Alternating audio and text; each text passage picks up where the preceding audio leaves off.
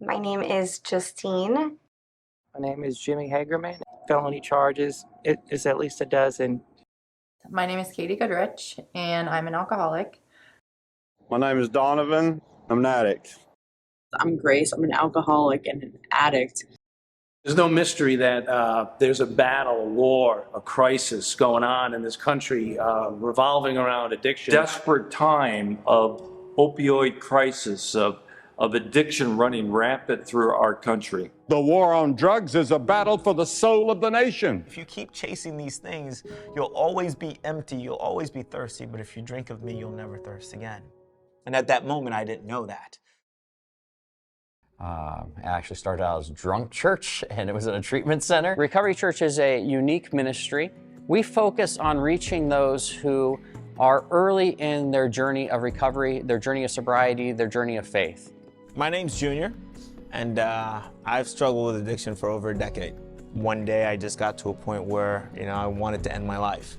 And that's when I decided to go to treatment. And a guy invited me to church. And I said, nah, God doesn't want anything to do with me. And when I got there, God spoke to my heart and said, you don't clean you, I clean you.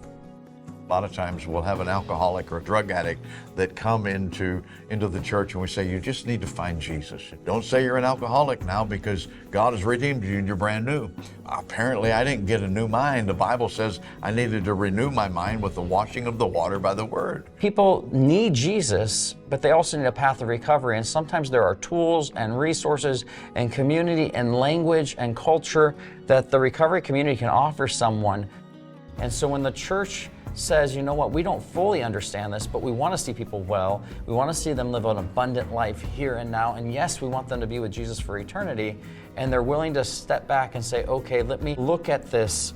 And when there's a place that is allowed to be created, like a recovery church, it allows that bridge between them and the church. But then also you have people in the church who think, I don't need those 12 steps, or I don't need recovery, or I don't need treatment. All I need is Jesus. And so all you need is Jesus, but you've been drinking for the last 30 years and you're losing your wife and you're losing your job.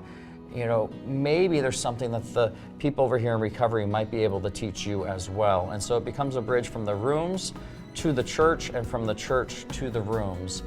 And we see people get well and we see them stay sober and we see them find Jesus and we see families restored. And it's just a wonderful, beautiful mess.